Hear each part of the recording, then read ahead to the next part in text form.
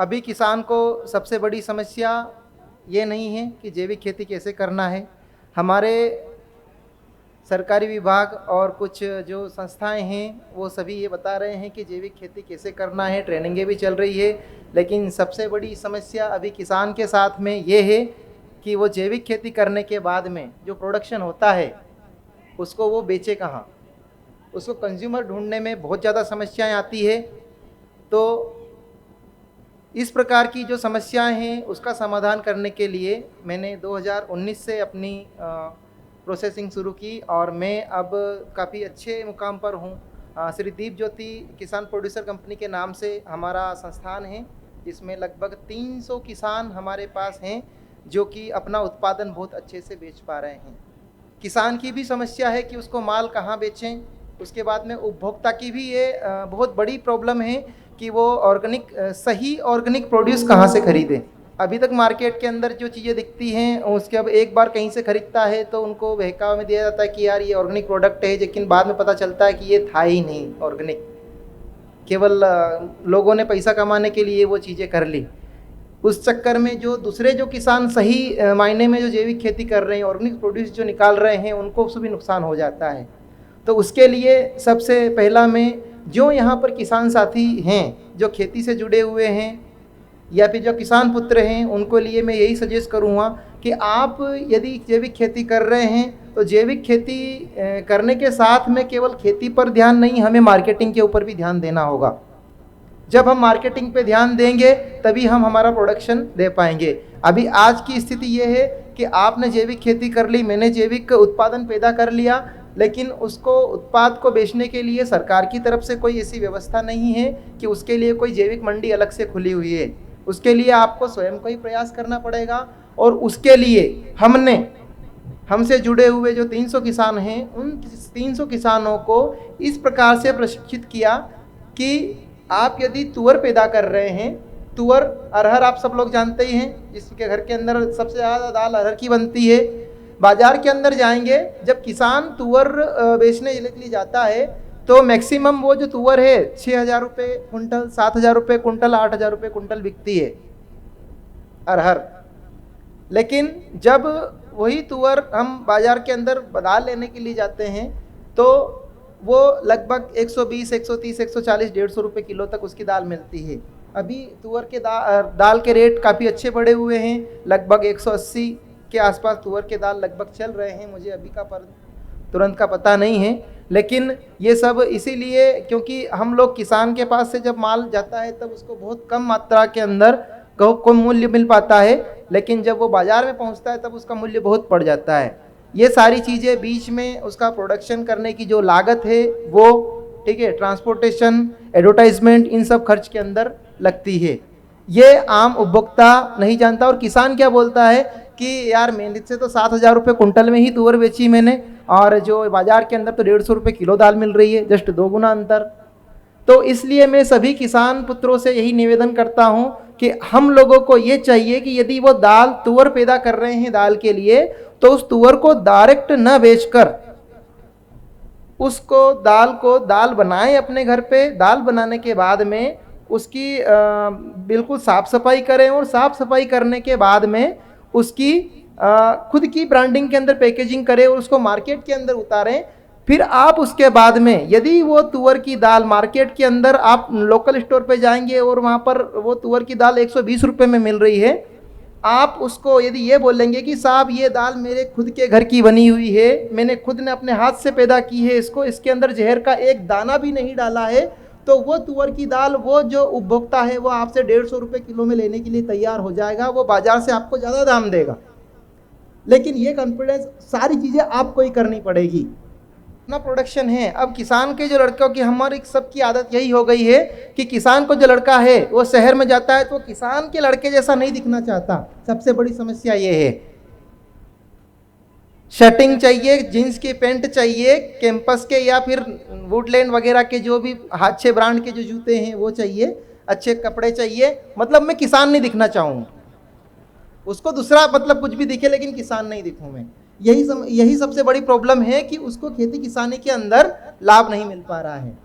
मैं अपनी बात करूं, ठीक है, तो मैं यदि जहाँ पर जाता हूँ तो फिर क्लियर कट बोलता हूँ कि साहब ठीक है मैं किसान हूँ। यदि आप किसान हैं तो वहीं पर आपकी वैल्यू बढ़ जाती है। आप नॉर्मल यदि कहीं पर जा रहे हैं तो वहाँ कोई जरूर आपकी वैल्यू नहीं है। लेकिन जो लोग वाकई में जो ऑर्गेनिक खाना चाहते हैं, आज का जो सिनेरियो है वो पूरी के पूरी तरह से ऑर्गेनिक फार्मिंग का है, ऑर्गेनिक फूड प्रोडक्शन का है। यदि आप कृषि क्षेत्र में अपना व्यवसाय जमाना चाहते हैं तो ऑर्गेनिक फूड प्रोडक्शन का जो व्यवसाय है ये सबसे बड़ा सेक्टर है आज के लिए।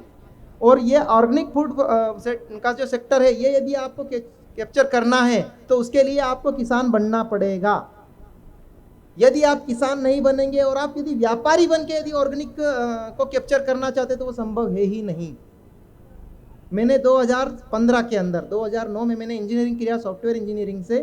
उसके बाद में टीसीएस में 2015 तक मैंने जॉब किया।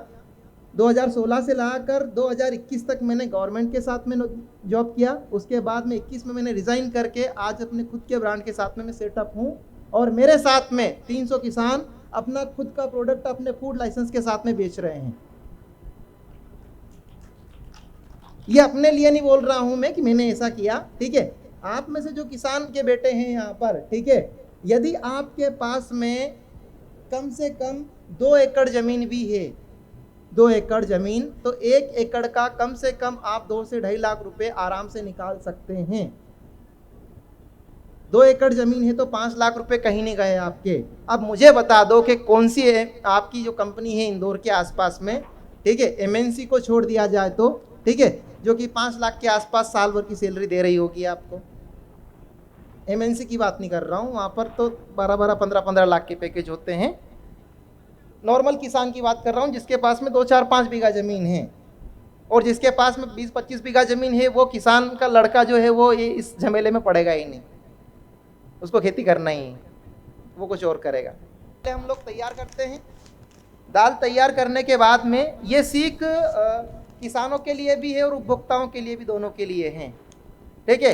इस प्रकार की चीज़ें आपको स्टिकर लगा के यदि कहीं बाजार के अंदर मिल रही है, उसका सोर्स नहीं मालूम है, जिस फार्म और आउटलेट के ऑनर ने, शॉपिंग के ऑनर ने उसका फार्म का एड्रेस नहीं लिखा है यदि, और यदि वो नहीं बताता कि ये दाल कहाँ से आती है, तो उसका ऑर्गेनिक होने का कोई प्रमाण नहीं है। यदि जिस भी दुकानदार ने उस स्टिकर के ऊपर यदि लगा हुआ है कि ये दाल कहाँ से आई है, कहाँ से पैदा हुई है, तो आप ये चीज़ को उसको दिखाना ज़रूरी है, तभी आपको ऑर्गेनिक माना जा सकता है उसका। नहीं तो कोई सी भी दाल कहीं से भी लाके बेच देगा वो। ये तो कंज्यूमर होने के लिए आपको एक अवेयरनेस की जानकारी है। दूसरी, किसान होने के लिए आपका ये फ़ायदा है कि ये दाल आप देखो, इसके 4 फेज़ में जाएगी ये मूंग की दाल। मूंग सबसे पहले हार्वेस्ट होगा, एक तो आप ट्राली भर के बेच सकते हो मंडी में, जो 6 से 7 हज़ार रुपये कुंटल आपका मूंग बिकेगा मंडी में। 8 हज़ार रुपये समर्थन मूल्य है लगभग, इतना 8 हज़ार बेच सकते हो आप। अब 8 हज़ार से ऊपर यदि बेचना है तो फिर क्या होगा, सफाई करनी पड़ेगी आपको। 8 हज़ार से डायरेक्ट कहाँ पहुँच गया, सफाई करने के बाद में आपने 1-1 किलो की पैकिंग में कर लिया उसको, तो 10 हज़ार रुपये में आपका मूंग बिका। सफाई करने के 200 रुपये कुंटल ही लगेंगे, लेकिन आपने कमा कितना लिया, 1800 रुपये 1 कुंटल पे। और यदि और ज़्यादा कमाना है तो ये मूंग की दाल, ठीक है, मशीन मत लगाओ। आपके सबके घर में जो किसान के बेटे हैं उनके घर में घट्टियाँ होगी, हाथ घट्टी, घट्टी से अपनी मम्मी को बोलो, उसकी सहेलियाँ वो ढूंढ लेगी, ठीक है। हाथ घट्टी से दाल बनाओ बढ़िया मस्त, और दाल बनाने के बाद में उसको इस तरह की 1 किलो और आधा किलो की पैकिंग में आप बंद कर दो। बाजार के अंदर यदि 120 रुपये किलो मूंग की दाल मिल रही है तो 150 रुपये किलो में आप इस प्रकार की पैकिंग में आराम से बेच सकते हो। और यदि ज़्यादा कमाना है तो ये 2 रुपये का स्टिकर बनता है, स्टिकर बनवाओ, इसके ऊपर स्टिकर के अंदर अपना एड्रेस लिखो। ये देखिए हमने क्या कर रखा है कि इसमें लिख रखा है मार्केटेड बाय श्री दीप ज्योति किसान प्रोड्यूसर कंपनी और प्रोड्यूस्ड बाय, किसान का नाम लिख रखा है यहाँ पर लिखा है ये राय कृषि फार्म हंडिया। ये जय नारायण जी राय हैं हंडिया के अंदर, उनके यहाँ का मूंग है ये। तो इस प्रकार से ये मूंग की दाल स्टिकर चिपकाने के बाद में आज हम देख लो, ये 90 रुपए की आधा किलो, मतलब कितने की हो गई, 180 रुपए किलो। मतलब मूंग कितने का था, ये मार्केट की स्थिति है। यदि वाकई में आप किसान पुत्र होते हुए यदि पैसा कमाना चाहते हो तो इस प्रकार की स्ट्रेटजी आपको अपनानी पड़ेगी। मेरा विषय था जैविक खेती कैसे करें और जैविक माल को बेचे कहाँ। जैविक खेती कैसे करें वो पॉइंट जो सर जो मेरे से पहले थे वो बता गए आपको। मैंने दूसरा वाला पॉइंट था वो कंप्लीट करने की कोशिश कर रहा हूँ मैं। और यदि ज़्यादा कुछ चाहिए तो आज हमारे पास में लगभग पूरे भारतवर्ष के जो किसान हैं वो जुड़े हुए हैं। श्री दीप ज्योति किसान प्रोड्यूसर कंपनी जो है वो पूरे भारत के किसान का जो माल है वो हम पूरे भारत के किसानों से हम लोग खरीदते भी हैं और पूरे भारत के जो उपभोक्ता हैं हमसे जुड़े हुए, हम कहीं पर भी हमें अभी तक अपना माल कहीं पर डायरेक्ट रिटेल शॉप पे कहीं होलसेल में देने की आवश्यकता ही नहीं पड़ी। हमसे लगभग उदाहरण के लिए बोल दूं तो मैं लगभग 20 परिवार दिल्ली के हैं ऐसे जो मुझसे प्रति माह लगभग 2-2 किलो दाल बुलवाते हैं। तो मैं आधा कुंटल दाल एक कट्टा भेजता हूँ वहाँ पर एक कट्टे के अंदर, और एक मेरे मित्र हैं उनके यहाँ पर बोल देता हूँ कि भैया ये 2-2 किलो दाल लेने आएंगे, आप इनको सबको दे देना आप। तो मुझे कहीं पर आवश्यकता नहीं, यदि आपके माल में दम है ठीक है तो आपको कहीं दुकान पे आपको सामान देने की ज़रूरत नहीं, आपका घर से ही पूरा चला जाएगा। आज लगभग यूँ समझ लो कि 1000 ग्राहक के आसपास हैं हमारे पास में। ये 1000 ग्राहक को हम होलसेल में माल नहीं देते, ये डायरेक्ट माल रिटेल में ही जाता है पूरा के पूरा, जिसमें सब्जियां भी है, अनाज ही, दालें भी हैं, सब कुछ हैं। तो मैं अपने जो है विषय था उसको यही कंप्लीट करना चाहूँगा।